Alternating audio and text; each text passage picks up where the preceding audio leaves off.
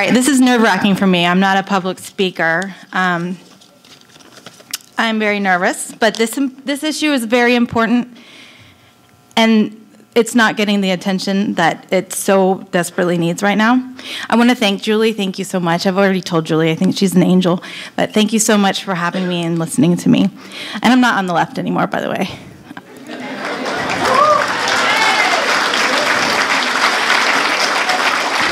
I'm an independent, so people are going to have to fight for my vote. Okay, so what I am is where I come from, or, kind of my credentials, I guess you would say. I'm part of a nonpartisan coalition called Hands Across the Aisle. We're a large group of women from all over the world and from all over the political spectrum. We are all united in our goal to defeat transgender ideology.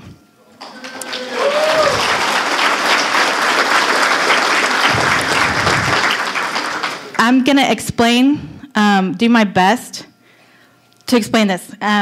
It's trigger warning, by the way, trigger warning. It's very upsetting. Okay, there's a lot to say. I first want to say that gender dysphoria is a serious and agonizing condition. Those who suffer from it deserve the best care and compassion. What's heartbreaking is that these individuals receive anything but. They have been exploited and capitalized on in the worst way. They need compassionate care. What they're getting are parades and exploitation. And men, it is known by psychology, though vehemently suppressed and denied by trans activists, that there are two types of trans men: the transsexual homosexual gay men who, to be brief, basically they want to be loved by men as a woman. They're gay. It's a mental illness. The second type, the second type of trans is the one that is going to be the threat to women and girls' safety, which, by the way, I am a feminist, but I'm not a liberal feminist. A feminist is a woman who believes in female liberation, and we are only liberated if we protect our rights and our safety. Okay, so the second type of mentally ill transgender. Okay, so they're called autogynephilic. I've spoken to men that suffer from autogynephilia, and the ones that are aware of their condition, they're just people that have a mental illness, and they're aware of it. The ones where it becomes a problem is the autogynephilic men who also are narcissistic, so narcissistic that they don't realize that they have a condition. And these are the men that are going to be, literally rapists are being allowed in women's prisons because they identify as men. They keep their male genitalia intact, but identity. So, autogynephilia, to explain it a little better, it's when a man falls in love with the idea of himself as a woman. You may have seen a video that went viral recently that showed a man dressed as a woman freaking out in a video game store because the store clerk called him sir instead of ma'am. He ran around kicking stuff. He was like, "It's ma'am, ma'am, I'm not a sir, I'm a ma'am." And he just completely lost it, and it was funny to watch, but what people don't understand is the reason why that man had so much rage is because that clerk basically told him that his girlfriend looks like a man, because he's in love with that image of himself as a woman. Okay, so these autogynephilic narcissists care only about being affirmed.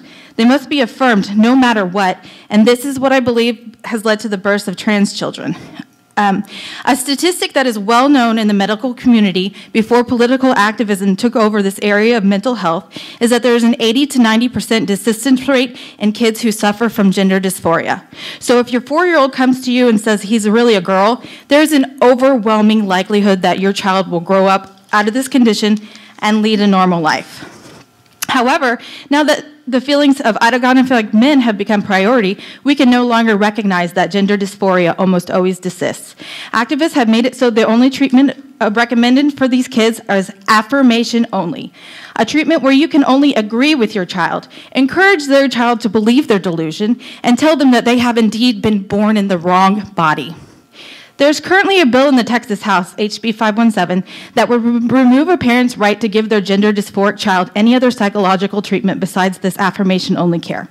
If it passes, it will be illegal to call your gender dysphoric daughter she.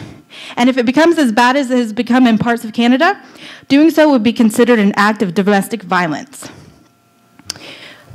They'll always use the trans people commit suicide. Don't talk bad about trans people. You'll literally kill them. They're going to kill themselves if you're not nicer to them. They kill them. They have a high suicide ideation rate because they are mentally ill. And we need to be able to say that out loud because they need compassionate care, not a parade. Okay, so in affirmation-only care, you immediately affirm your child's delusion that they were born in the wrong body. You dress your child as the opposite sex and buy them toys that are stereotypically meant for the opposite sex.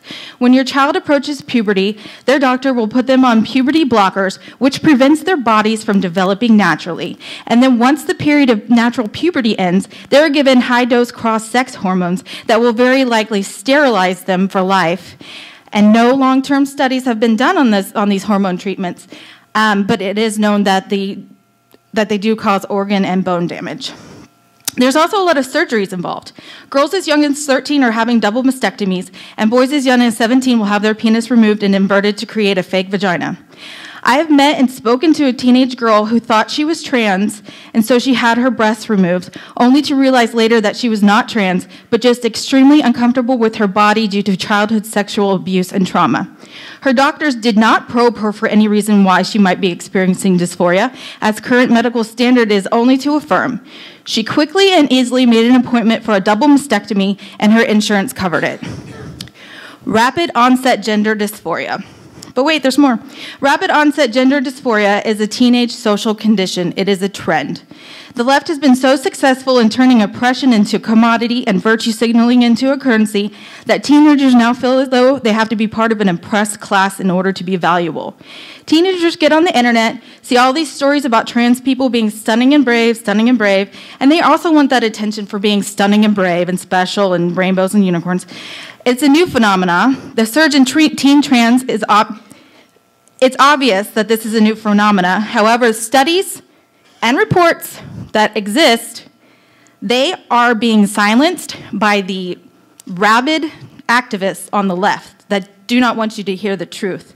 And the media and academia kowtows to these activists out of fear of public shaming and losing their jobs over their hateful bigotry. I'm here today because this issue is only getting worse. The LGB made a huge mistake when it included the T, and an even bigger mistake when they allowed for the inclusion of the Q. For all the letters that have been added to the LGBTQ LMNOP, Q is the one that sticks. What does Q mean? Q stands for queer. Queer is a slur and a meaningless word. The left it doesn't mean anything. It's a meaningless word. The left doesn't have a coherent definition because they refuse to be coherent on this issue, because if they were coherent, they would understand that it's a global fraud is what it is. So if you want to feel like a special oppressed class, all you have to do is say, I identify as queer. And then, oh, hugs, you're part of the LGBTQ rainbow. So what qualifies you as queer? Basically anything. I can say I'm attracted to men with beards. That means I'm queer. I identify as queer. If you don't have a beard, I don't find you attractive or not queer. But when you look into the history of queer theory, though, and the origins of queer as an identity, you'll find something very disturbing and I think deliberate. In queer theory, your erotic orientations are what make you queer. So if you are aroused by trees, the fact that you have that erotic orientation, you find trees attractive, this makes you queer. Which may sound funny to you, but if your erotic orientation is that you're aroused by children, then you are also queer, and now you are a protected class. Local Democrats were pretty mad that I decided to come today. They think that I'm just a hateful bigot that's out hating all the way to the bank, and they probably think that Tim Dunn or somebody paid me to be here. But the truth is that it's their fault I'm here. I tried to have this conversation with them. They shut me down. They shut me down. They called me nasty, mean names. They kicked me out of all their groups. They shunned me. I mean, it's all manipulation because they can't listen to me. If they do, they would find out this is just, it's so dumb. So it's not my fault that I'm here. And I'll tell you what, I did speak to Mr. Steve Riddle, who ran after Mr. Stickland, my new friend, Jonathan Stickland. Steve Riddle, who ran against Jonathan Stickland, I talked to him about this for days, and days, and he ignored me, and then he ignored me. Well, he listened, but he basically treated me like I was hysterical and needed a Midol and told me I was imagining things. And he also sent me some messages that were not appropriate for any married man to send to a married woman. So you can bet I won't be supporting Mr. Riddle. He showed a real lack of judgment there when he thought I would put up with that. So my time's up. I got to stop. I hope I have so much more. So if anybody wants to talk about this, I've got. Thank you.